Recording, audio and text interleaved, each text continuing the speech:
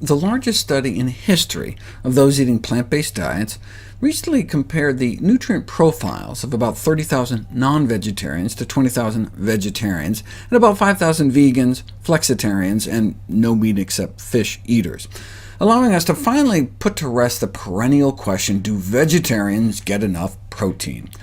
The average requirement is 42 grams of protein a day. Non-vegetarians get way more than they need, and so does everyone else.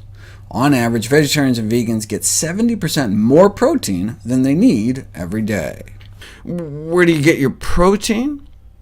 Protein contains essential amino acids, meaning our bodies can't make them, and so are essential to get from our diet. But other animals don't make them either.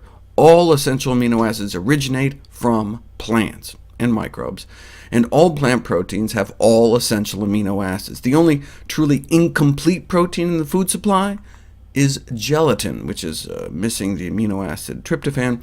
So the only protein source that you couldn't live on is Jell-O. As I covered previously, those eating plant-based diets average about twice the average requirement for protein.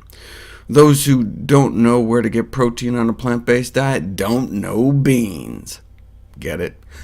That's protein quantity, though. What about protein quality?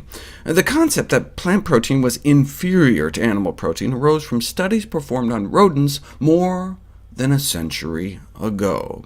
Scientists found that infant rats don't grow as well on plants, but infant rats don't grow as well on human breast milk either.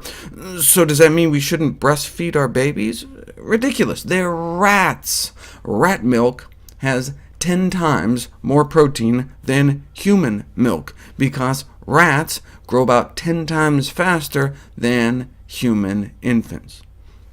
It's true that some plant proteins are relatively low in certain essential amino acids, so about 40 years ago, the myth of protein combining came into vogue. Literally, the February '75 issue of Vogue magazine. The concept was that we needed to eat complementary proteins together, for example, rice and beans, to make up for their relative shortfalls.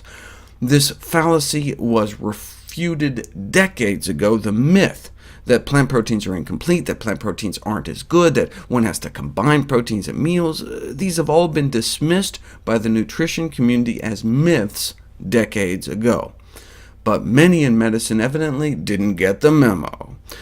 Dr. John McDougall called out the American Heart Association for a 2001 publication that questioned the completeness of plant proteins. Thankfully, though, they changed and acknowledge now that plant proteins can provide all the essential amino acids, no need to combine complementary proteins.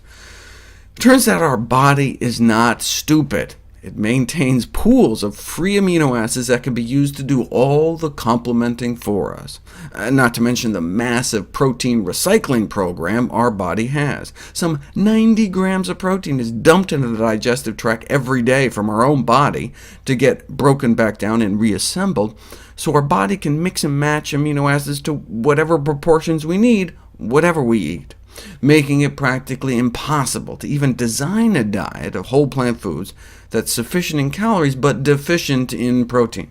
Thus, plant-based consumers do not need to be at all concerned about amino acid imbalances from the plant proteins that make up our usual diets. Dr. Michael Greger has written an amazing book, which is a New York Times bestseller, How Not to Die. The link to buy this book can be found below within the description box, along with any other complementing links that run alongside this video. Thank you so much for watching. If you liked the video, give it a thumbs up, leave a comment below, and subscribe for more upcoming videos.